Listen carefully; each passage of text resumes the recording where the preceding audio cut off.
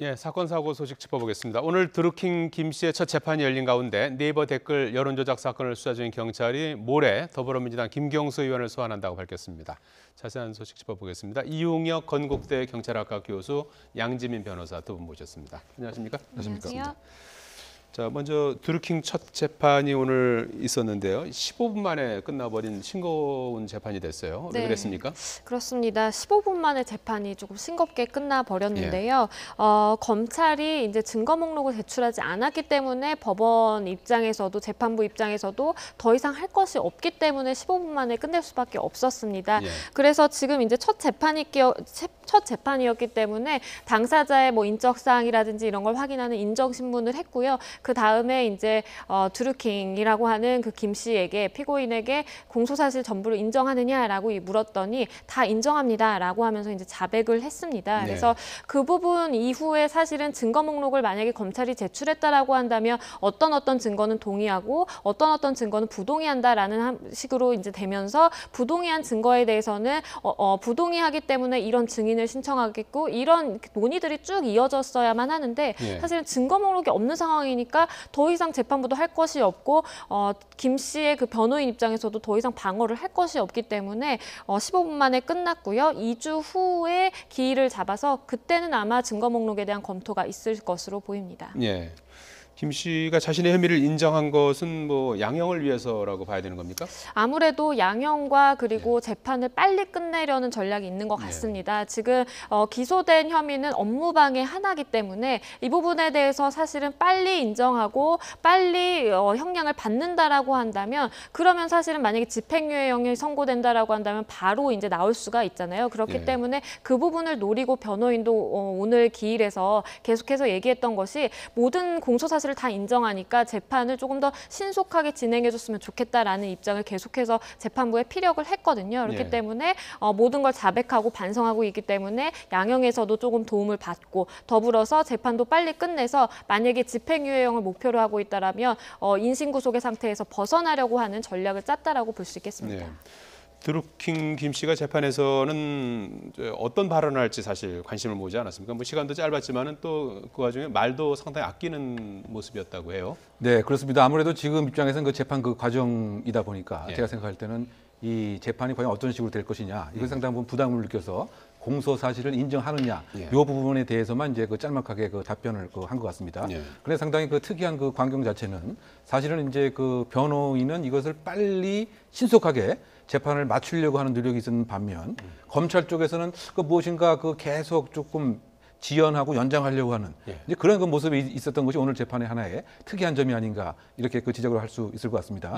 어떻게 본다면 그 검찰이 게을리한 것은 아니냐에서부터 소위 말해서 이런 검사를 징계를 해야 되지 않느냐 이런 생각도 한번 해봄직한 것이죠.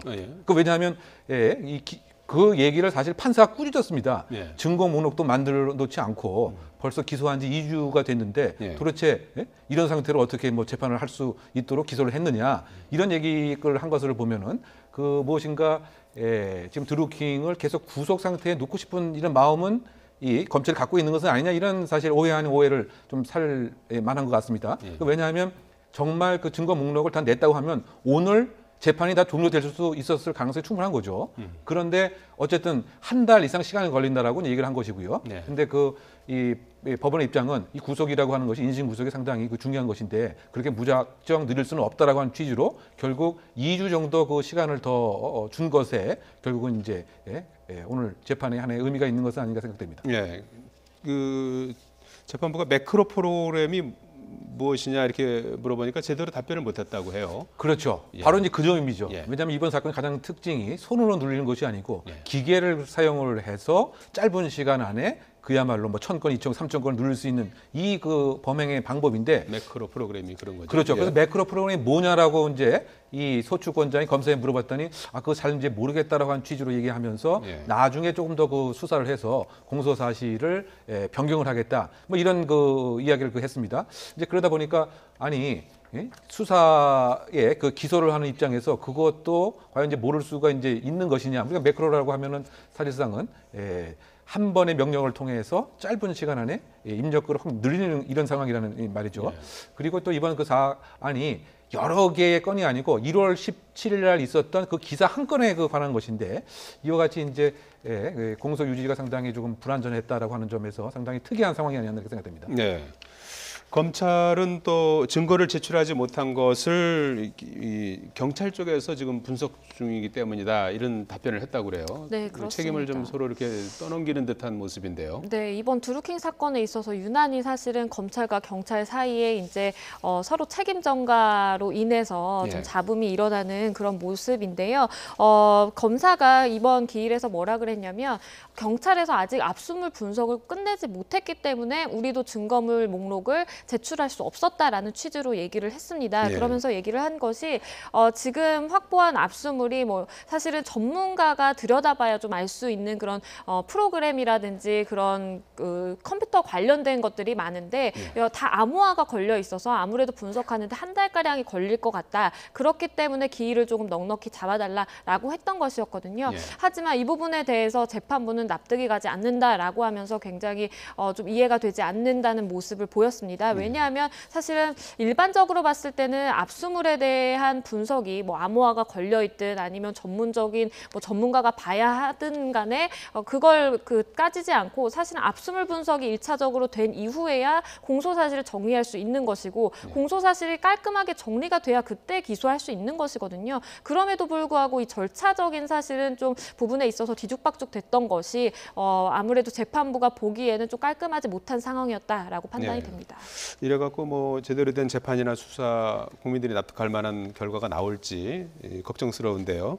드루킹 일당의 추가 범행에 대해서는 지금 경찰이 보강 수사 중이지 않습니까? 네. 오늘 이제 일정이 나왔는데요. 김경수 의원을 모레 소환할 계획이라고 해요. 네, 그렇습니다. 핵심적인 쟁점이 어떤 거죠? 지금 현재 시점에서는 보좌관이 500만 원을 받았는데 이 사실을 김경수 의원이 사전에 알고 있었는지 아니면 또 사후에도 보고를 이제 받았는지 그와 같은 상황에서의 하나의 참고인 신분인 것 같습니다. 예. 그런데 사실 더 본질적인 것은 이 500만 원 이것을 포함을 해서 드루킹 일당과 김경수 의원이 일정한 연관관계가 있느냐에 관한 수사에 초점이 일단 맞춰줘야 될 것 같은데 그러기 위해서는 사실상 김경수 의원의 통화 내역이라든가 또는 통장에 있어서의 금전 출납을 강제적으로 이제 영장을 신청을 해서 이것을 파악하고 나서 물적 증거를 확보하고 나서 사실은 구술 증거를 그 당사자에게 물어보면 이제 원칙인데 아직까지 그와 같은 영장의 신청을 했긴 했지만 기각이 되었기 때문에 다시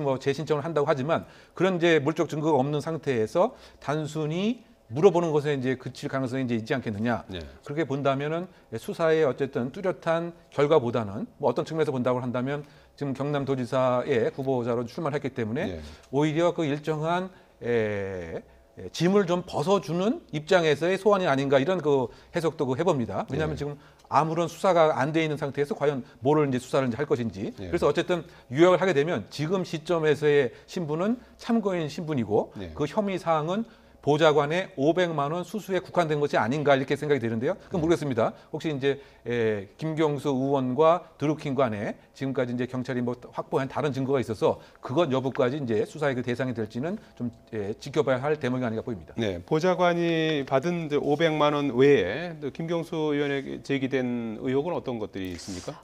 그 외에 김경수 의원에게 제기된 의혹 같은 경우에는 사실 핵심은 그거죠. 그러니까 드루킹과 얼마나 친밀한 관계였길래 그렇게 비밀 시그널이라든지 텔레그램 같은 비밀 메신저를 통해서 수차례 메시지를 주고 받았고 그리고 실제적으로 드루킹이 제시한 그 인사를 청와대에까지 추천을 했느냐라는 거죠. 그래서 만약에 아무런 대가 없이 그냥 선의로 추천한 것이라고 한다면 그 부분은 법적으로 문제가 없을 수 있겠지만 하지만 보좌관이 건네받은 돈과 그것을 연관시킨다든지 아니면 추후에 어떤 대가를 약속받고 그거에 대한 보상의 행위로서 그렇게 추천을 했다라든지 그 연결고리가 사실은 입증이 만약에 된다라고 한다면 충분히 형사적인 책임도 피할 수가 없기 때문에 보좌관이 수령한 500만 원 이외에도 인사청탁 부분이라든지 그 외에 메시지에서 실질적인 어떤 내용을 주고받는지에 따라서 김경수 의원이 참고인에서 피의자가 될지 아니면 참고인으로 계속 남을지가 결정될 수 있을 것 같습니다.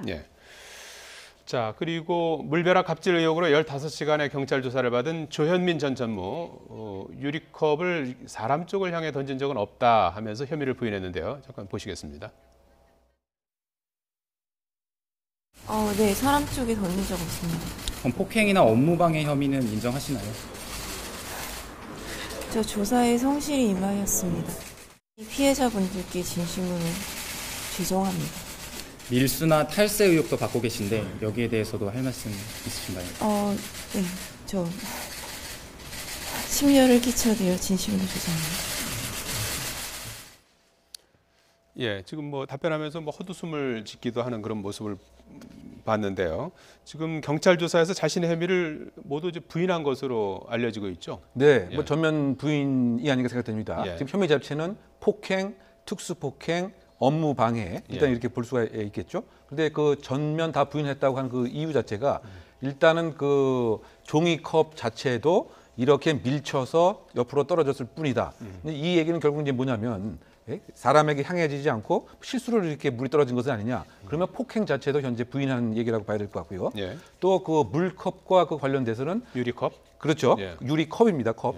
유리컵인데 사람이 없는 방향으로 그냥 던졌을 뿐이다. 그러니까 이것은 전혀 위험한 물건에 해당되지도 않고 그렇다 본다면 특수폭행에 해당되지 않다라고 하는 이제 방어를 하는 것이고요.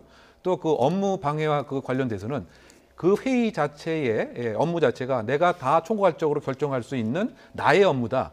근데 업무 방해죄가 되기 위해서는 구속 요건상 예. 타인의 업무를 방해해야 됩니다. 타인의 업무인 거죠. 예. 그런데 그날 그 회의 자체가 물론 이제 광고 대행사의 업무도 일부 있긴 하지만 큰 틀에서 본다고 한다면 조주 업무의 업무이기 때문에 나의 업무를 뭐 방해한다는 것은 죄가 안 되기 때문에 이것은 내가 할 수 있는 나의 업무다라고 하는 취지에서 역시 업무 방해도 부인을 했고요. 또 한편으로 봐서는 이제 증거인멸 교사의 혐의도 있긴 한데 일정한 대책 회의는 하긴 했지만 관련인에게 뭐 문자를 지우거나 종용을 하거나 회유한 것은 없다라고 하는 면에서는 또 증거인멸 혐의도 이제 부인한 이런 그 이야기라고 해석할 수 있습니다. 네, 이런 경우 진실 여부는 어떻게 가려야 되는 겁니까? 결국 이제 그 폭행과 그 관련돼서는 현재 그 경찰이 녹취를 갖고 있습니다. 예. 그러다 보니까 그 당시에 그 소리라든가 분명히 그 컵이 깨지는 소리는 분명히 난 것 같습니다. 그러다 보니까 예. 공중으로 던졌다고 얘기를 한 것인데요. 가장 그 핵심적인 것은 녹취를 이제 분석하고 이날 그 회의에 참석했던 인원이 한 8명에서 10명 이상이 되는데 예. 이 사람들의 그 진술이 일관된다고 한다면 예. 비록 그 조현무가 부인을 한다고 하더라도 일관된 진술로 혐의를 입증할 수 있는데 예. 다만 지금 이제 문제 자체는 일부 지금 그 사람들은 처벌을 원치 않는다라든가 또는 다른 쪽으로 향했다라든가 이런 얘기도 나오기 때문에 예. 그것을 입증하는데 조금 한계가 있지 않는 상황인가 생각됩니다. 예, 경찰은 조현민 전 전무에 대해서 구속영장을 검토 중이라고 하는데요. 가능성 어떻게 보십니까? 실질적으로 영장을 뭐 청구 가능성을 점쳐보자라고 네. 한다면 검찰 입장에서는 아무래도 모든 혐의를 지금 적극적으로 부인을 하고 있기 때문에 그렇기 때문에 증거인멸의 우려가 있고 그렇기 때문에 영장이 청구돼야 된다라는 취지로 보고 있는 것 같습니다. 네. 하지만 영장이 청구되면 그게 다가 아니고 실질적으로 발부가 돼야 하잖아요. 네. 발부까지를 본다라고 한다면 이번 특수폭행과 더불어서 뭐 밀수라든지 아니면 지금 관세포탈하는 때는 혐의가 여러 가지가 있기 때문에 그 부분까지 사실은 지금 검찰 단계로 넘어와서 그 부분에 대한 범죄 소명을 어느 정도 하고 그거에 대한 증거인멸 우려가 있다라고 한다면 사실 발부 가능성도 더 높아질 것이기 때문에 검찰에서는 그런 다른 지금 받고 있는 혐의까지도 종합적으로 고려해야 될 필요가 있다라고 보입니다. 예. 바로 이제 그런 부분들을 지금 보고 있는 건데요. 한진그룹 총수일가에 대해서 밀수, 탈세 이 부분에 대해서 수사팀 관세 당국에서 이 부분을 수사하고 있는데요. 조양호 회장과 조현민 전무가 함께 사는 자택을 압수수색을 했고 거기서 비밀 공간을 발견했다고 해요. 네, 그렇습니다. 그 내부 제보에 의해서 이 예. 사실이 포착이 된 것입니다. 예. 즉 안방의 드레스룸과 어느 그 사이에 그 비밀 공간이 있다라고 한 이와 같은 제보가 있었던 것입니다. 예. 그래서 그 평창동 자택을 전격적으로 그 압수수색이 또 이루어졌고요. 예. 거기에 그 일정한 그 물품들이 분명히 발견된 것 같습니다. 그런데 관세청은 뭐 어떤 물품이 있는지에 대해서 말을 아꼈다고 하는데요. 그렇죠. 어떤 공간인 것 같습니까? 그러니까 무엇인가 그 값비싼 물건들을 물건들이 있는 건가요? 거기다가 이제 이렇게 숨겨두거나 은닉해두거나 보관해 두었던 것은 아닌가 이런 그 추정이 가능한데요. 예. 이제 그러다 보니까 그 지난번에 압수수색을 했을 때 제대로 확보하지 못했던 그 조세 포탈 또는 그 밀수와 관련된 혐의를 이번 그 비밀 공간을 압수수색을 함으로써 더 구중 입증할 수 있는 그 기회가 된 것은 아닌가 이렇게 생각을 해볼 수가 있는데요. 예. 그 압수수색이 있고 나서 그 며칠 지나고 나서 무려 그 A4 용지 1000장에 해당되는 그것을 파쇄를 했다라고 하는 이런 얘기가 나오기 때문에 무엇인가 조세 포탈 또는 밀수와 관련돼서 계속 숨기려고 하는 이런 움직임은 뭐 있었던 것으로 이 관세 당국에서 파악을 하고 있는 상황이 아닌가 생각됩니다. 예. 지금 뭐 갑질 논란에서부터 탈세 혐의까지 전방위로 조사를 받고 있는 한진 총수 일가에 대한 비판 여론이 이제 고조돼 있는 상황인데요. 대한항공 직원들이 조양호 회장의 퇴진을 요구하는 촛불 집회를 열 예정이라고 해요. 네, 직원들이 기업 총수를 향해서 이런 집회를 연 예가 있었는지 싶을 정도인데요. 그렇습니다. 네. 그만큼 사실은 이 한진 그 총수 일가의 갑질이 얼마나 심했나를 조금은 추측해 볼 수 있는 것 같습니다. 직원 연대가 밝히기로는 4일 오후 7시에 광화문에서 조양호 일가 및 경영 및 퇴진, 갑질 스탑 촛불 집회를 열겠다라고 밝혔는데요. 이번 집회 같은 경우에 사실은 언론에 이제 대대적으로 보도가 될 것이기 때문에 다 직원들로 이루어져 있어서 직원들이 만약에 그냥 그 집회 장소에 등장했을 때에는 본인의 신분이 이제 노출돼서 나중에 결국에는 뭐 인사 보복을 당한다든지 승진에 있어서 뭐 보복을 당한다든지 그런 사실 불이익이 예상되고 있기 때문에 이번 집회에 반드시 그 벤데타 가면을 쓰고 등장해라 또는 뭐 얼굴을 좀 가리고 등장해라라는 공지가 있었다라고 합니다. 이 공지는 사실 대한항공 직원 그 2,000명이 자발적으로 참여하고 있는 그 단체 채팅방에서 이런 공지가 내려온 건데요.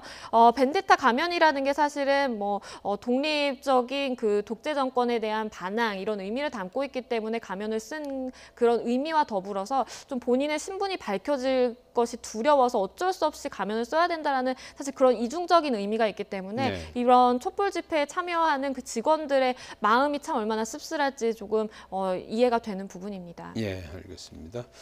자, 끝으로 영암 버스 추락 사고를 좀 봐야 될 것 같은데 요즘에 뭐 시골에 일손이 딸리다 보니까 시골 노인분들이 이제 일하면서 용돈 좀 벌고 뭐 이러는 분들이 많아서 상당히 많은 분들이 놀라셨을 것 같은데 어제 영암 미니버스 충돌 사고 버스하고 이제 SUV 코란도 승합차하고 충돌하면서 이제 빚어진 사고인데 사고 원인이 밝혀졌습니까? 지금 계속 사고 원인 파악 작업에 있습니다. 예. 그 블랙박스와 그 3D 영상 등을 활용해서 시뮬레이션 작업에 진행 중에 있는데요. 예. 일단 현재 시점에서 그 추정컨대 1차선을 그 SUV가 달리고 있었고요. 예. 2차선을 미니버스가 이제 가고 있었습니다. 예. 그 어느 시점에서는 같은 속도로 이제 갔는데 어느 시점을 지나고 나서부터는 이 SUV의 그 사이드 미러를 추격을 했습니다. 그리고 나서 균형을 잃게 됐고요. 또 이 시점부터 브레이크를 밟았던 스키드 마크도 함께 있었습니다. 예. 그러고 나서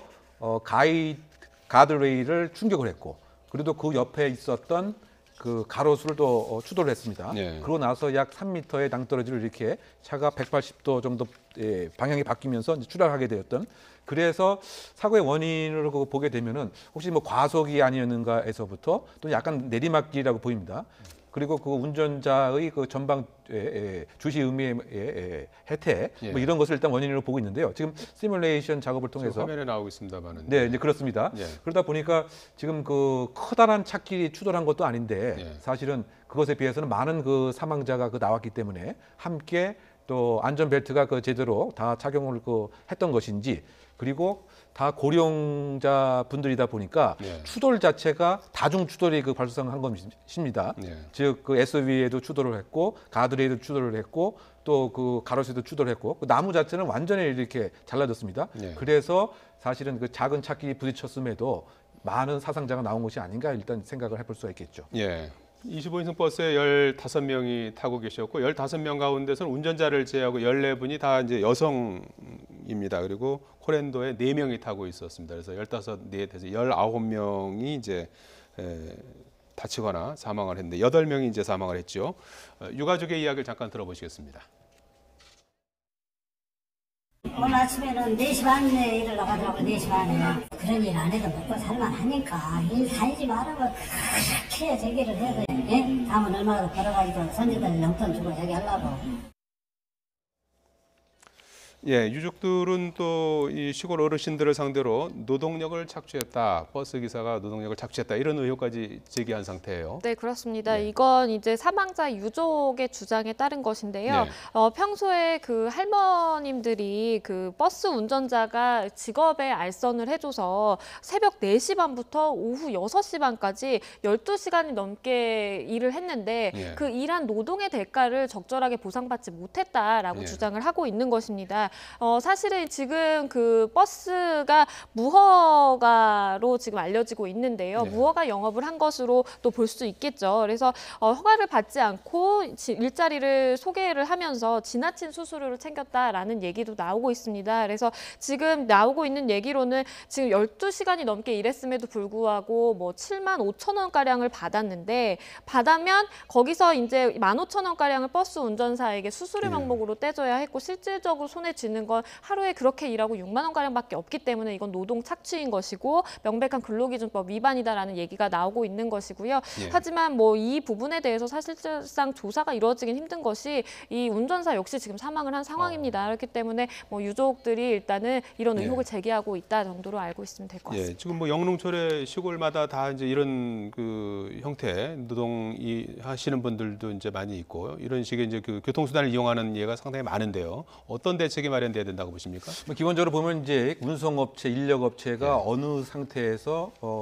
몇 개의 업체가 운영하는지 실태도 일단은 파악이 안 돼 있습니다. 예. 그러다 보니까 이 지자체에서 또는 그 경찰기관에서 일단 실태 파악이 필요하다고 생각이 되고요. 예. 또 차량이 상당히 노후화가 되어 있고 또 그 운전자들의 그 운전 행태가 상당히 의무를 해태하는 뭐 이런 것이 있기 때문에 운전자들에 대한 조금 점검과 뭐 교육 뭐 이런 것이 이런 사고를 예방하지 않을까 그 생각이 되고요. 예. 더군다나 그 영농철의 일손이 딸려서 이제 조금 더 용돈을 벌려고 하는 이런 입장에 있는 어르신들이 많이 있기 때문에 예. 이 분들에 대한 작업 요령 같은 거, 안전 수칙에 대한 준수에 대한 홍보 뭐 이런 것도 함께 있어야 좋은 대책이 되지 않을까 생각됩니다. 예. 예, 사건 사고 짚어봤습니다. 이웅혁 건국대 경찰학과 교수, 양재민 변호사였습니다. 두 분 고맙습니다.